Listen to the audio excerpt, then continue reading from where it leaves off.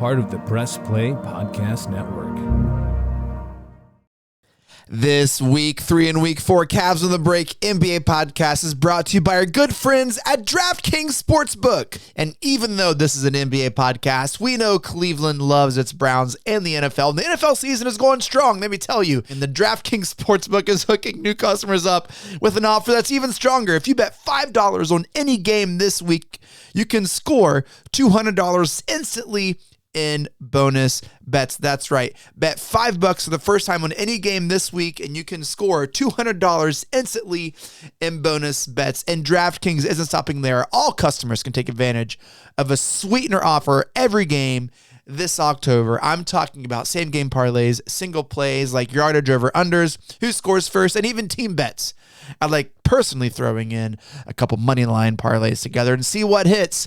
Get on the game day greatness today by downloading the DraftKings Sportsbook app and use code P3Cavs for that sweet $200 instant bonus bets with a $5 bet. Again, that's P3Cavs to activate that $200 instantly in bonus bets for new customers only when you bet $5 on the NFL. That's code P3Cavs only on DraftKings Sportsbook, an official sports betting partner of the NFL. Gambling problem? Call 1-800-GAMBLER or visit www.1800gambler.net. In New York, call 877-8-HOPE-NY or text HOPE-NY to 467-369. In Connecticut, help is available. If you have a problem gambling, call 888-789-7777 or visit ccp.org. Please play responsibly on behalf of Boot Hill Casino and Resort, Kansas City. Licensed partner, Golden Nugget Lake, Charles, Louisiana. 21 age and over varies by jurisdiction. Void in Ontario. Bonus bets expire 168 hours after assurance. See sportsbook.draftkings.com/football terms for eligibility and deposit restrictions, terms, and responsible gaming resources apply. How's it going, everybody? This is Ben Billman, the host of the Full 40 College Basketball Podcast. I'll be coming to you weekly with the latest news and notes in college basketball. We'll be talking about which teams are rising, which teams are falling, and any other news or headlines that are dominating the world of college basketball, all the way until March Madness.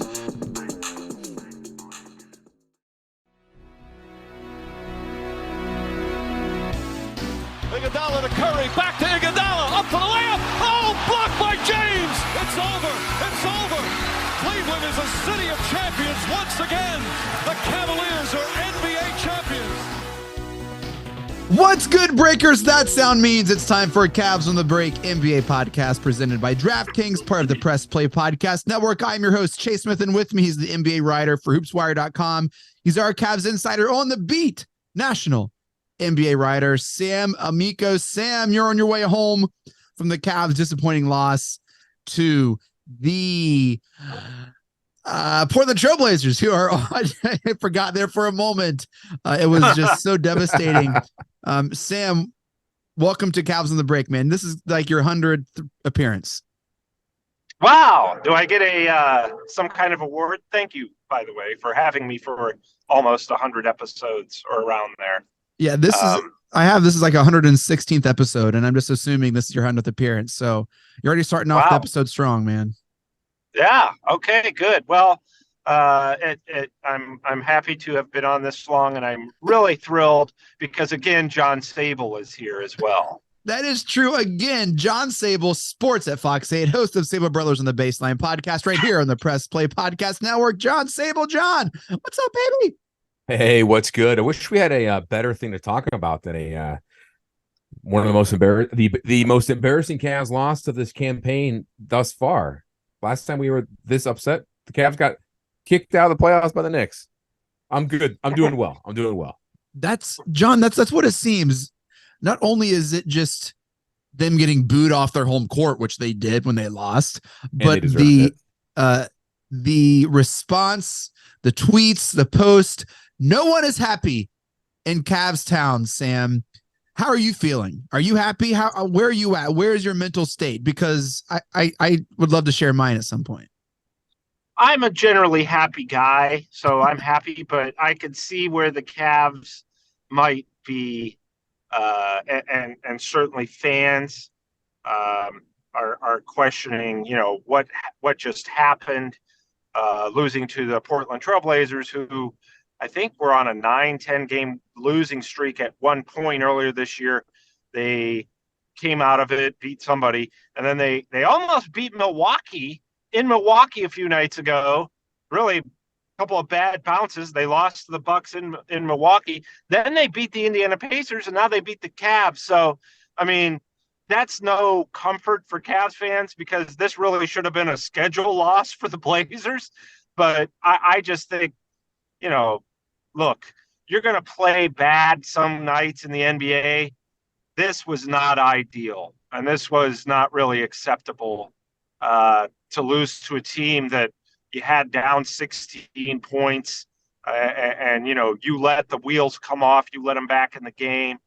So, it's a bad loss, it's a bad look, and early season injuries or not, guys, the Cavs have to start protecting their home court. They're 5-6 at home. And that's, last year they finished 31-10 at home. This year already they have 6 home losses. So, and now you're totally healthy. You're talking about how we're finally getting their reps, so I can understand the fans' anger over this. Woo, John, where are you at with the Cavs, man? Is this Cavs on the Bleak right now? Yeah, when you texted that in the group chat, I had a good laugh at that. It is kind of a little bleak right now. I mean, yes, it's early. It's not Christmas time yet, but at some point in time, you got to start playing better ball at home. This was a strength of this team last year, and so far this year, they just have not been able to do it. And a lackluster effort. I mean, effort was just not there tonight. Not just on defense, but I mean, lazy passes, too many turnovers, guys just kind of walking up the court, joking around, not really having fun. You let a team come in there that is one of the worst teams in the NBA, and they lit you up like a Christmas tree. And it was embarrassing to end that homestand like that. And it's just something that it starts from the top, and JB and company have got to get this figured out because, there's a lot of time left, right? They need to have a come to Jesus meeting, if you will, because they need to figure this out. Put everything out on the table, air your grievances, figure out why, certain things are going a certain way. They got to do something because this cannot linger once they go on another road trip or, through the holidays, because we always talk about this. You get through Christmas. After Christmas is, the unofficial mark of where teams are in the NBA. And when you start to see teams, buyers or sellers, I know we're not there yet, and I think this Cavs team will be, still potentially a playoff team, no doubt. But you can't be playing like this, and it's just a bad look. You hit on a lot there, John, that I think we're going to talk about in this episode. But before we just completely crap on the Cavs' performance tonight, last time we recorded, we mentioned they are going to be hosting the NBA champion Denver Nuggets. They're traveling to Philadelphia. And they had some games that were going to be testing this team that really hadn't had any marquee wins to date. And guys, before tonight, all was well at the Rock. Before tonight, there was really no major sirens, major alarms. I mean, they performed really well against a Denver team, although they were injured. They played super hard without Donovan Mitchell against the Sixers in Philadelphia. Talk about a playoff atmosphere. That everyone played hard in that game. I mean, the last 2 quarters plus overtime was playoff atmosphere, defense, like the crowd was in it. And why? So I guess my question is, why is this one loss all of a sudden we got to get things figured out, come to Jesus meeting, JB's getting fired? Why do we jump immediately there? Okay, let me tackle that first, if you don't mind, Sam. I think despite some of those big wins against Philadelphia and Denver, and playing hard in that Hawks game for that play-in tournament, thank God, by the way, that's over with, and beating the Raptors, I think there were still some underlying issues here that I think that were kind of clouded, that were kind of brushed off to the side because we just didn't see it because they were kind of winning in these games. I mean, there's so many times you watch this team play and there's like a disconnect with chemistry on the court. There's disconnect in the defensive side and how they handle and how they're giving any or the lack thereof effort. JB's rotations are really weird and like not consistent enough. I mean, I'll give you tonight as an example, Chase. I mean, there were 8 guys playing. Then an eight guy rotation that saw minutes against a Portland team. I don't know, just little things like that I think are kind of accumulate, and you take one big step forward and you kind of forget about it. But then right when you hit some adversity like it is tonight, everything happens. Everything gets uncovered. Yeah. Well, and before Sam jumps in here, I think one of the frustrations about tonight is and I'm not the only one that talks about this, about basketball. A lot of times the best player on the court, that team's going to win. It comes down to who has the best player. Not one player who started for the Trailblazers tonight would start for the Cavs. All 5 of the Cavs starters are better than any player on the Trailblazers. And fans know that. There's no way that this should have been, like you said, this should have been a scheduled loss for the Trailblazers. And it actually was, we wasn't really even close. Mitchell tried to get something going about 2 minutes ago. We had an 8-0 run, but we couldn't do anything. Sam, what about this game caused this much uproar? Well, yeah, like you said, Chase, coming into tonight, they had won 6 of 8 Cavs. And they did have that win in Philly. That was nice, without Donovan Mitchell. But really, that game, you compare that in that game and the effort in the game against the Blazers, and that's where, to me, the biggest trouble lies, is, and that can happen in the NBA. It shouldn't happen, maybe quite as often as it does with these guys, it seems. But you don't have to give the exact effort. I mean, that Philly game, I haven't seen that type of effort from the Cavs all year against anybody else. Right. I mean, it was just, we're going to come in here and prove people wrong. Well, they didn't have that tonight.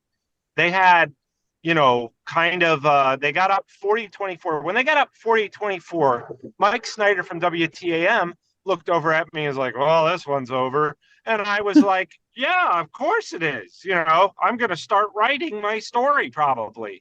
And then the Blazers, strong. It was like 45-40 at halftime, which is absurd. 46-40. And I think at that point, the Blazers thought, well, let's go see if we can win this thing. Yeah. We weren't expecting to be here, but here we are.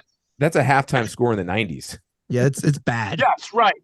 Right. Their defense was good enough for most of the game, but the offense led to so many easy baskets for Portland. Portland hit a bunch of threes there to, it was a 28-point swing. Third quarter, yeah. Made it a 28-point swing. They went down from 16 up to 12, up by 12. Portland did. So to me, it was just the effort. I think that the effort wasn't necessarily there at the beginning, but Portland was just, so road weary that they were trying to get their legs under them. And once they did that lousy effort, they didn't turn it back on in time. So I think overall, the Cavs are okay. They're going to be fine. There's 61 more games to go still. However, this is, like John said, these are things that can lead to a disappointing season where you don't make the playoffs, where you underachieve because you're not giving effort against teams that you're supposed to beat. You're not giving full effort against teams like probably coming in just assuming they were going to lose. I mean, Portland probably came in and thought, well, if we lose this game, after the game, we're going to tell everybody, well, it's the third game of a 5-game trip. We got one in Indiana the other night. So, we played hard tonight. We weren't expecting to win. But no, the Cavs made it easy for Portland to win. And that's where, as John said, these are habits that could last all season that, have kind of reared their ugly head from time to time, even when the Cavs have won those games, that they're going to have to be on the lookout for. Yeah, you talked about effort, and I think there's 2 conversations I want to have around effort, John. We'll start with you. One is about Darius Garland, and one is about Coach JB Bickerstaff. And I asked I posted on Threads and Twitter that we were going to be recording tonight, and I had someone submit a question on Threads. Matt Hagan, he said this: Garland has 7 turnovers through 3 quarters. He ended with a game high 8. Wants to know, how concerned are we, or how concerned is the team? And talk about effort. I mean, you mentioned you got to take care of the ball. You do, and 8 turnovers. I'm looking at that. I'm just kind of shocked, because think about this. That's your floor general on the team. You cannot have your point guard doing that. That is the biggest concern with Darius Garland's play, guys. We've talked about it extensively before on the podcast. And as Darius has publicly too, that's the part of his game that he needs to work on, is his turnovers. And unfortunately, right now, we actually saw him take a big dip in that category last year. But this year, he is averaging 4.2 turnovers a game. That was entering tonight. So, and that's up from 2.9 last year. You don't want to go too far into the stats and bore our listeners here, but when you have that big of a jump in a statistical category that is negative, that's not good. That's a problem, that you're not going to win many ball games, or you're going to be in tighter games than you should be, and it's based on your point guard. You do not want your guy to be doing that. How do you fix it? Well, I mean, he's got to just take the ball. He's got to be cognizant of his passes. He's got to be cognizant of the defenders around him. He's just got to just take care of the ball a lot better, because one little turnover can spark runs, and it happened tonight multiple times. And Sam talked about those runs, by the way. Sam, that run in the third quarter, I think the Trailblazers went on a 16-3 run, I believe it was. And there were turnovers in that whole streak right there. And that's after the Cavs, entering the second quarter, went on a 15-2 run to go up 40-24. And when you look at that Cavs run, they didn't turn the ball over during those possessions. No. So it is a contagious problem. It's like the Browns wide receivers. They can't catch a ball. Exactly. It's something that I would like to think it's an easy fix, but I think it's more of a mental thing than anything. I don't think you're focused in there. I don't know if Darius is focused in there. And you know what? We kind of alluded to this before. Maybe you need another point guard in there with veteran leadership to kind of help him a little bit. He does not have that. I want to give Garland a little bit of credit, because one of the knocks that I had against him whenever he came into the league was, yes, there are turnovers, but also he was just on the ground a lot. I feel like he just always defaulted to falling on the floor, and he has gotten better about that. I haven't seen him default to just crumbling on the floor when he drives. But yeah, this has been part of his MO. First, he was injured a lot, which he still kind of is a little injury prone. But Sam, is it a focus thing? What do you think is Garland's turnover issue here? Make the simple pass. That's it. Make the simple pass. He's always trying. He's not always. And I love Darius Garland as a player. Don't get me wrong. But if you're going to go from pretty good point guard, which he is right now, to elite, to regular all-star, and he has that potential. To a point guard that backs up his big contract. To be a point guard, right. To be a point guard who's a regular all-star. He has that potential. If he doesn't make the all-star team, you want him to be good enough that if he doesn't make the all-star team, you say, well, he got robbed. But you can't say that now, because you make too many turnovers. Make the simple pass. And he struggles with that. He's trying to make the alley-oop, highlight-worthy, Instagram-worthy pass too often. And I noticed at the end of the game, when they're under duress, the Cavs are playing under duress, he's making the simple pass. He's not trying to make, but during the course of the game, too often, there was 2 passes he had tonight against the Blazers, and I've seen this the other game, where he tries to throw that alley-oop to Evan, Jared Allen, and that's a great play when it works, but you can't do it every time down the floor. Twice, it got blocked. That pass got blocked. It got stolen out of the air. And you know what? You don't have to make that play every time. That play's not going to be there. They're going to figure it out. So don't just pull the ball back out, make the simple pass. Not everything has to be highlight worthy to get on the All-Star team. Look, I If get you it. just I play spam the game alley-oop the button right in NBA way, Live. I get it. absolutely. You know what? It's easy to do. It's easy to think that way. L2, L2, What's L2. going to get the fans, going? It's when there's a alley-oop pass, or when there's and he doesn't try behind the back passes very often, but there's too many careless passes in traffic, and I don't know. It's almost, and I'm sure he's not thinking this way, but when you watch him, you think he's thinking, well, it might get there. It might not, but if it gets there, man, it's really going to, it's going to raise the roof. And you don't need to do that. Just take care of the basketball, set up your offense. And you know what? John's right. I think that, Ricky Rubio, God bless him, but not having him around, that you need that veteran presence around Garland for now to get him to kind of make those good decisions, smarter decisions. You need a veteran point guard in his ear, I think. And I think maybe they will realize that at some point. But look, aside from the turnovers, the guy's fantastic.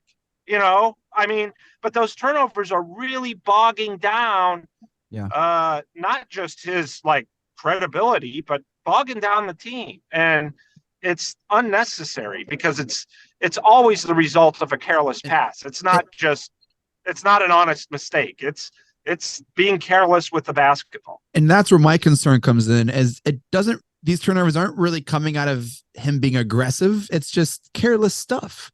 He is supposed to be a playmaker, a drive and dish, a point generator for this team. And so that's going to be expected. You're going to have the ball. You're going to have a lot of, the share of the offense. And so there's never a perfect player. You're going to have turnovers as part of the game, but not just do it out of aggression and not out of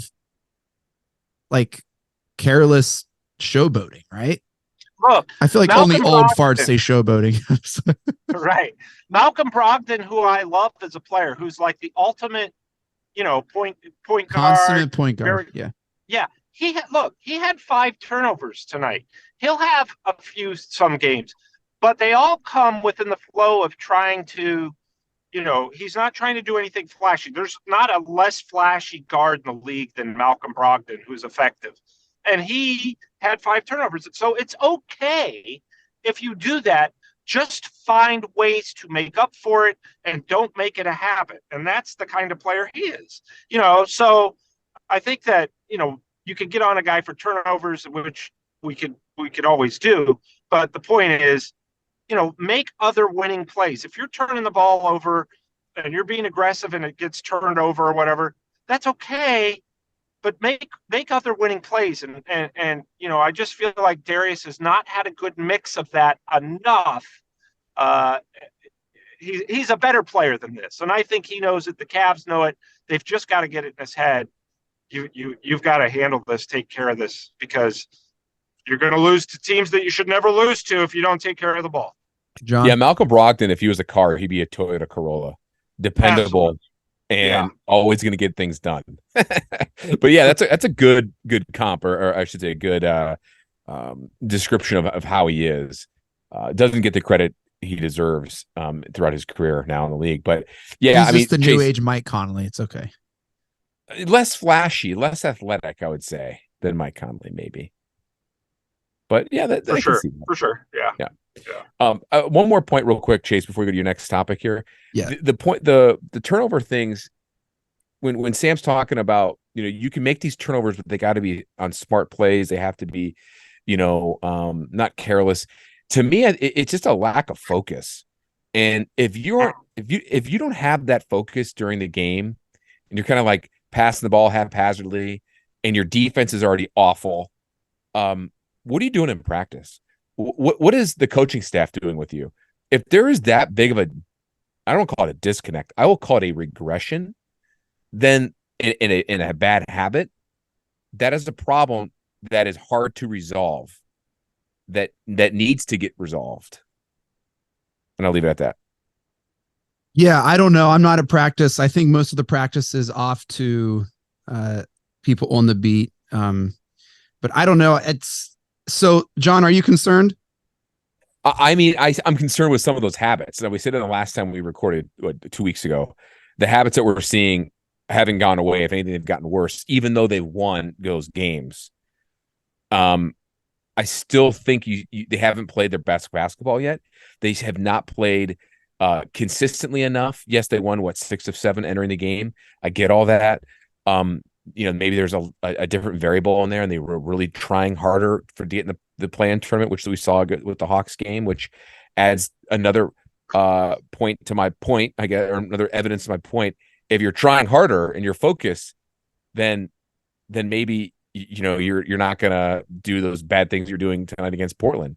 Which is funny because if you're really trying that hard to play for a meaningless tournament, which the whole NBA was in-season tournament was designed to do, I guess mission accomplished. But I still think that there are some glaring issues and bad habits that haven't gotten resolved, and they need to get resolved. And that's on JB to get it straight. Well, that was an awesome segue. It's like you do this for a living, John. Because I do think the main talking point from this game is JB Bickerstaff. He's on the hot seat. Is it fair, Sam, to say JB's on the hot seat? Is that fair? I would say he's not on the hot seat yet. Oh, John, is he on the hot seat? As we record Chase this, is not going to stop. Chase is not going to stop until he gets the. No, I'm just curious. No, it's truly getting engaged. I will say this. I don't know if he's on the hot seat, but his seat's getting warmer and warmer and warmer. Ooh, this is the kind of loss that gets coaches fired. Yeah. Well, exactly. He's not getting fired yet. I say yet because these kind of games. Exactly. Like what Sam said. If you continue to have regressions in production or lack thereof in games like this, then then that conversation becomes way more prevalent, way more in circles. If that question is on more lips than just ours, if that question is being talked about not only among fans but among other professional journalists and media members, how is that not on the hot seat? That's why I say it's warm.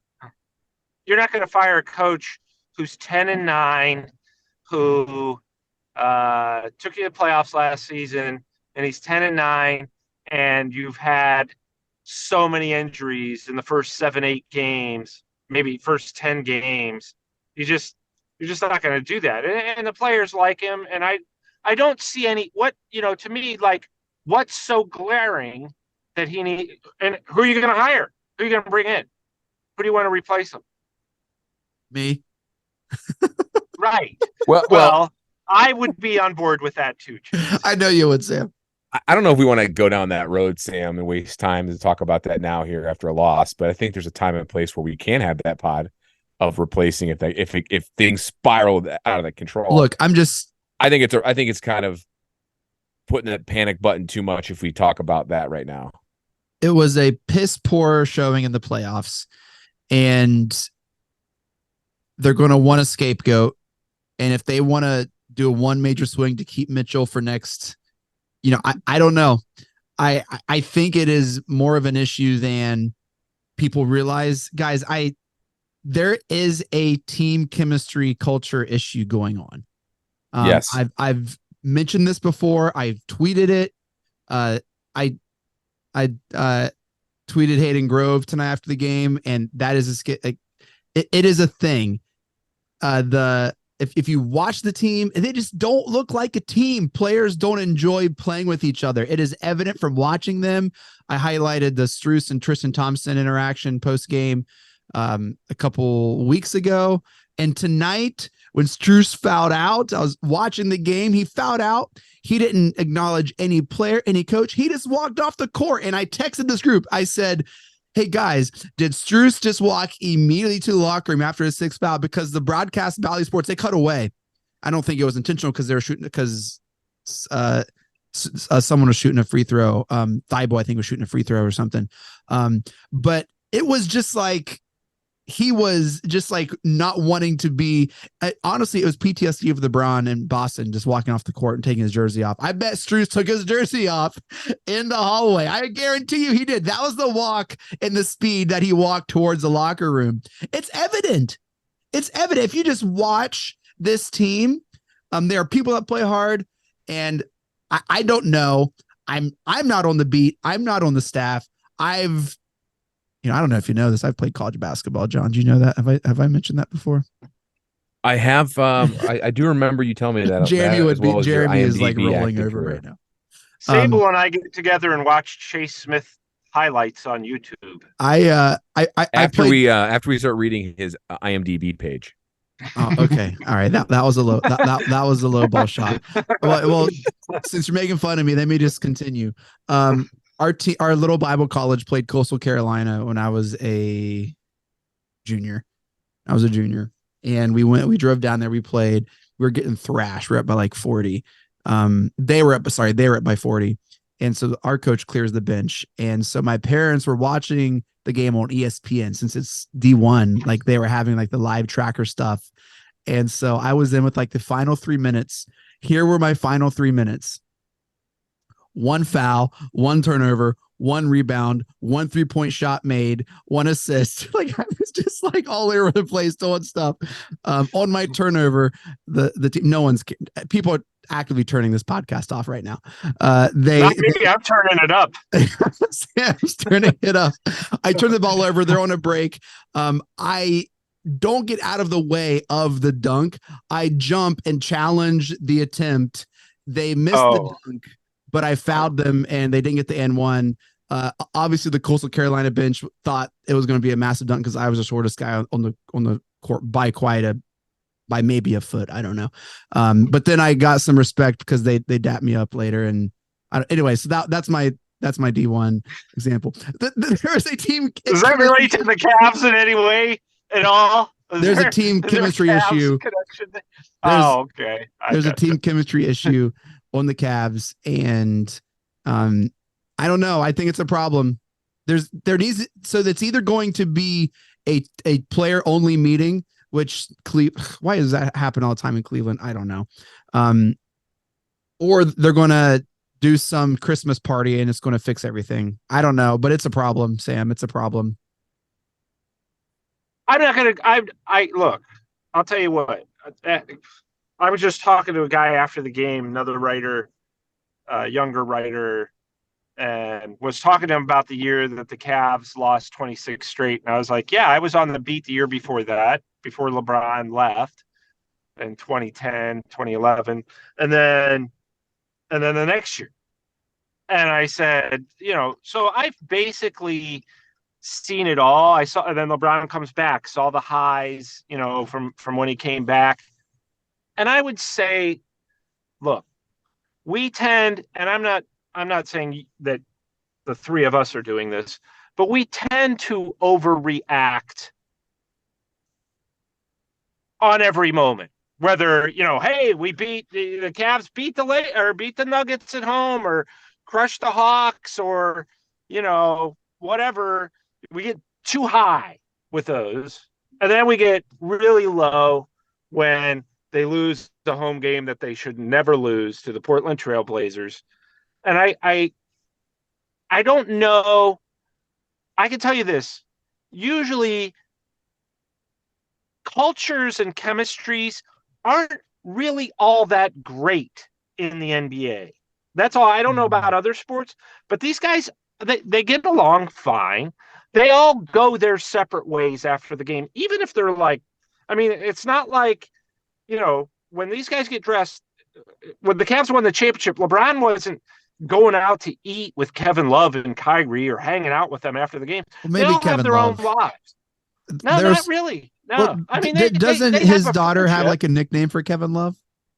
Yeah, they have like friends. Probably more of a connection, but they're not. LeBron has his people, and I'm not just saying LeBron. Everybody, Max Strus has his people. Jared Allen has his people. These guys all go their separate ways. So really, the only time, yes, they spend a lot of time together at practice. They spend a lot of time together in the playing together, but generally not hanging out a whole lot. So I don't really look, the culture doesn't come from the players or how they like each other. Or, I had somebody ask me the other day, does this player like that player? I'm saying, I don't know. That's totally irrelevant. What matters is if the coach can get these different personalities to perform together. And if they can't, then it's either a coaching problem or it's a GM problem. It's a roster problem. And I don't think the Cavs are there yet. I don't see any evidence that this group just can't play together. I see evidence that this group can play together, and now it's on the coach to make sure he brings it out of them and gets them to perform to the best of their abilities. It's really only a culture problem when, one player hates another or hates the coach, or, they're losing all the time. They're on a 10-game losing streak or something. And I don't think the Cavs are there yet. I really don't. I've seen culture problems, but with the Cavs, this right now does not compare. There's not a ton of what I will say to further your point, Chase, is I don't see a ton of connection with the guys on the court right now, or in the locker room. It's not that they don't get along, but they're not, there's just not a ton of connection or a guy bringing them all together. I don't see that. I don't think it's a culture problem, but I don't see a lot of connectivity either, I guess. I that's why I label it more, Sam, as a disconnect. And I think that's from the top to the bottom. Yeah, I could see that. Yes. I don't label as a disconnect, because when players go rogue during a game and don't listen to a coach, that is not a disconnect. That is a culture. Well, who didn't listen to the coach? I've just heard things on the West Coast trip. There was some stuff during game that I don't know, unconfirmed sources, and it just sounds like a culture problem. So I don't know, maybe disconnect. That's not what I'm going to call it, because I do think it matters when players like each other, when players respect each other, when players think they're the only ones playing hard or only ones taking it serious or whatever. I think that's a problem. Yeah, it can be, but I don't know that one if a player reacts a certain way, with Strus walking off the court after a 6 foul, to me that's not that's a guy who's frustrated that they're losing. Sure. I don't, yes. You know what I mean? I don't know yes. that's necessarily, I hate everybody around me. Well, and I'm not saying he does. Maybe he's frustrated with himself. Could be frustrated with himself too, So yeah. I don't know. I will say this, just from being around the team, I don't see. You can usually tell in the locker room when, guys are not talking to each other, or it's just, I don't know. Tonight is not a good example. I think this is the absolute lowest of the low they've gone all year. Is losing a home game to Portland. You know what I mean? So it's not a good example. I think if the culture would be determined, Chase, and over a 10, 20 game stretch of this kind of stuff. If you see this if you go watch the Chicago Bulls, I don't want to watch the Chicago Bulls. I don't want to do that. Don't punish me, Sam. To Sam's point, I would want that. To Sam's point, I guess if there's one good thing about this is the Cavs had their most embarrassing loss of the season here on November 30th. This happened so early in the season. If this was happening in, March or April before the playoffs, and they were still in the playoff hunt, that's a problem. I mean, there's a lot of ball left, guys, no matter how bad it looked against the Blazers. Well, let's take a quick break. When we come back, we want to talk about the upcoming games for the Cavs and see what all this looks like. Stick around, Cavs on the break. We will be right back. Hey, Breakers, Chase Smith here. I know you're a huge fan of the Cavs, and let's be honest, probably any professional team in Cleveland you're going to like. And there's no better way to show it by wearing your team colors to the office or around the house. Homage makes the most stylish Cleveland Cavs gear, and it's the most comfortable. And what better time to get yourself a gift than this holiday season? Head on over to the link in our show notes to see what Homage has to offer. They offer a wide range of official NFL, NBA, and MLB licenses, as well as official gear from Nickelodeon and the WB. Yes, that's right. They do more than sports. There's something for everyone over at Homage.com. Personally, I have this awesome maroon Cavs hoodie with the gold Cavs lettering over the front, a Garland Mobley NBA Jam style t-shirt, and a super comfy Columbus Clippers t-shirt. I wear these items all the time, especially this new Cavs hoodie. It's warm, it's cozy, and I don't want to take it off. It's the best. It looks great. Check out the link in our show notes and get your Homage gear today. What's up, everyone? I'm Holly Wetzel. And I'm Tybus Powell. And we are your hosts of The Orange is Oranger, a Cleveland Browns podcast on the Press Play Podcast Network. We give you all the dog pound coverage that you'll need to get you through the regular season, hopeful postseason, and I'd say off-season, Tybus, but is there really ever an off-season for this team? Thankfully for our podcast, Holly, there really never is when it comes to the Cleveland Browns. Don't miss our breakdown of each week's matchup, game recaps, and any and all news out of Berea to feed your Browns appetite. As we know, Holly, dogs gotta eat.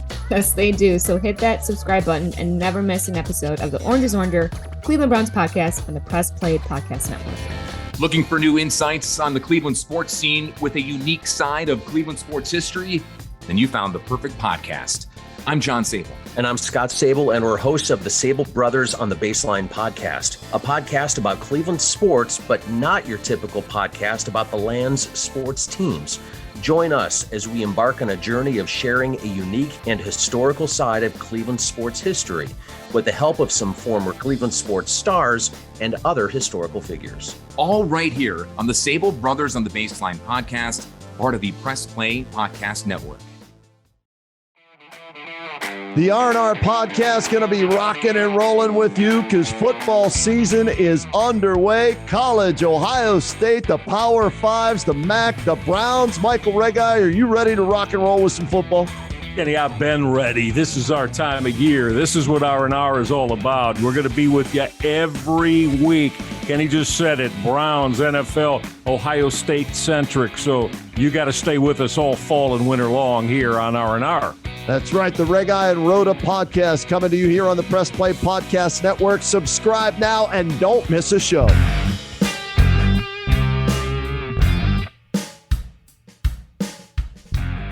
Hey, I'm Jason. And I'm Gary, and we love ball cards. And if you love ball cards too, good news. You just found your new favorite podcast. From breaks to grading. And from collecting to flipping, join us on the Ball Card Show. The sports podcast for the sports collector.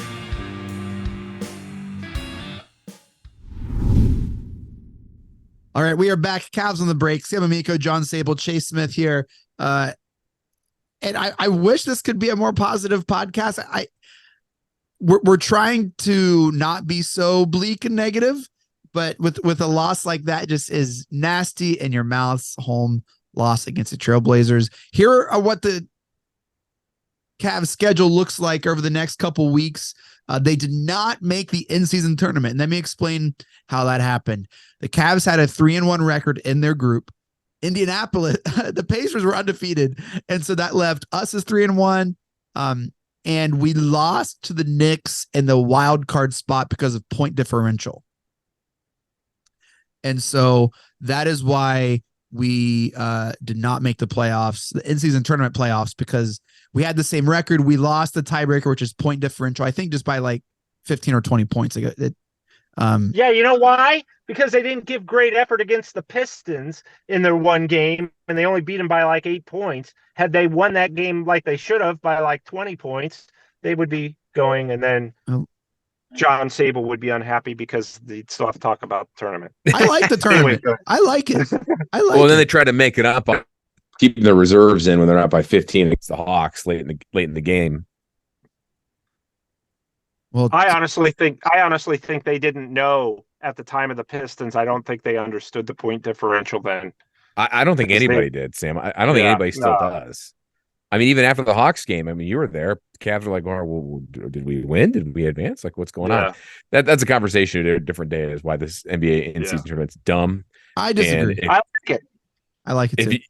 If you want to, the rules have to be better. That'd be more clear. I mean, record and point differential. That's it. That's it. Record and point differential. What's hard about that? You need to have a better flow of keeping fans in the game. Because think about it, Cavs had 4 games against the Hawks. There's 4 games going on that they are looking at, right?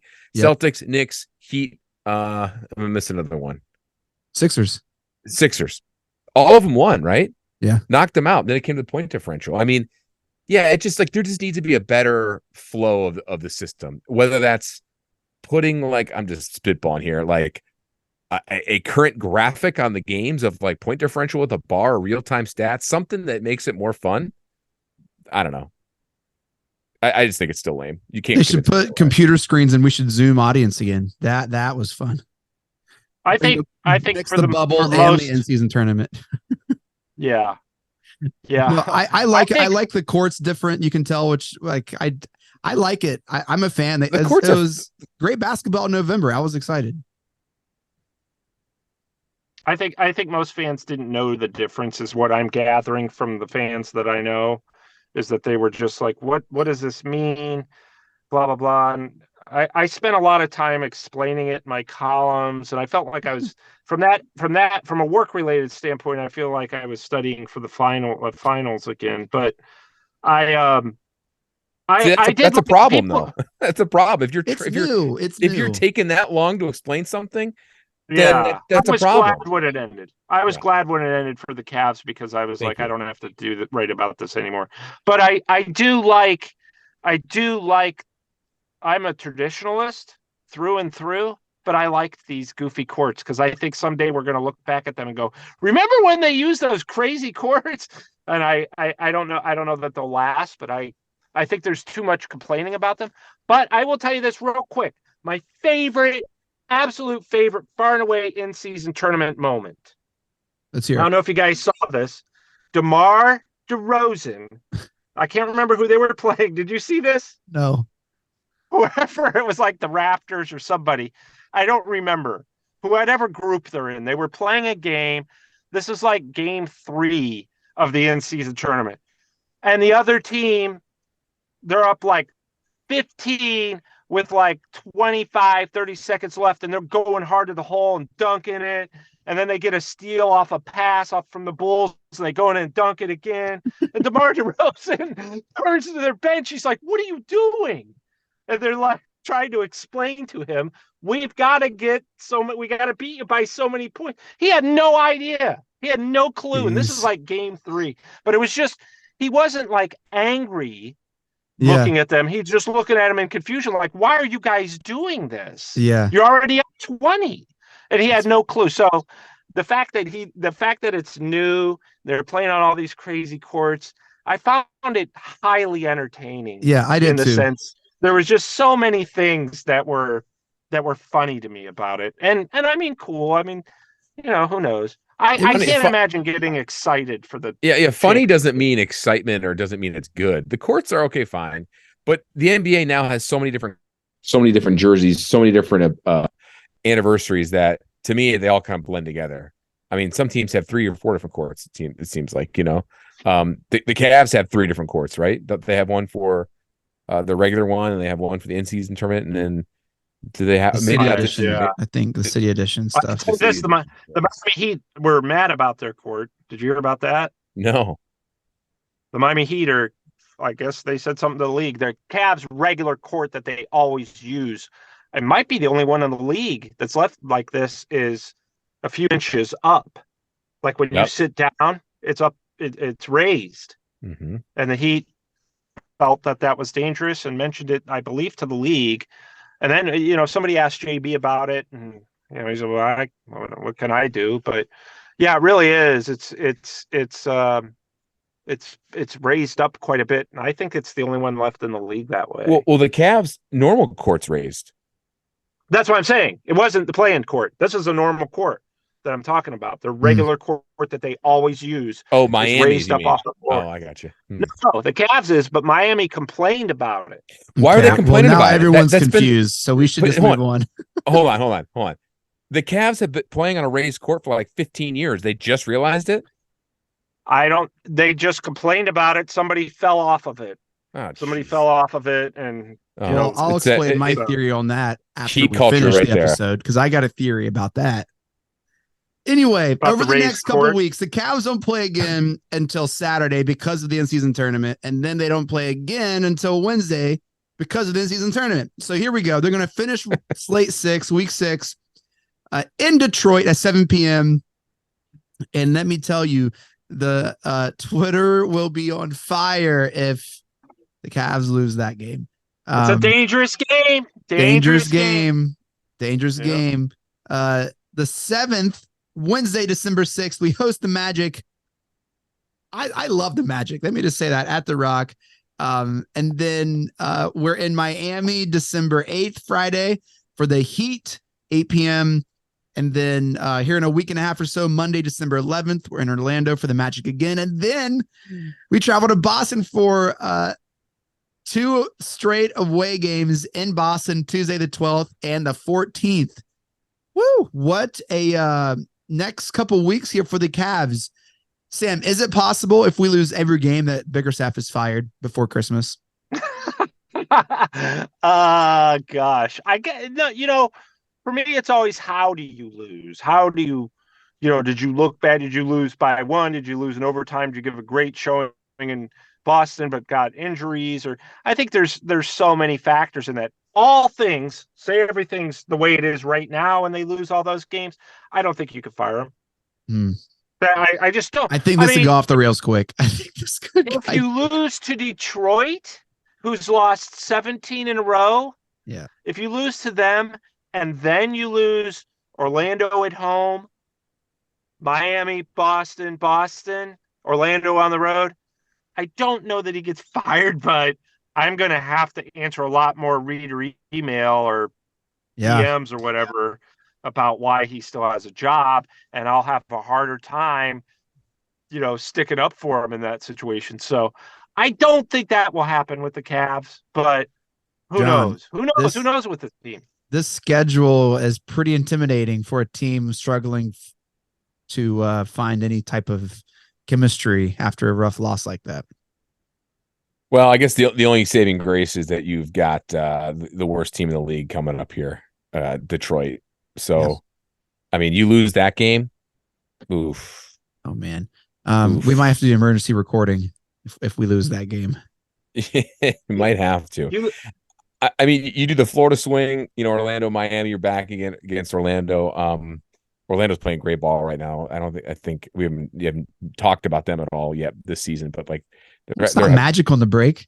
It's not Magic on the Magic break, under the hat. This is Cavs on the break. We're not going to talk about the Orlando Magic. Cavs against a team that's coming to kind of came out of nowhere, and now as we record this, they're 13-5, and they play them in 2 games in 3 days, type of thing. So I don't know, Chase. I mean, that's a lot of hypotheticals. It's a lot of what ifs, So I'll just say this: if those bad habits continue to form, and you continue to lose games you shouldn't lose, that seat's going to get warmer. I don't think he'll get fired.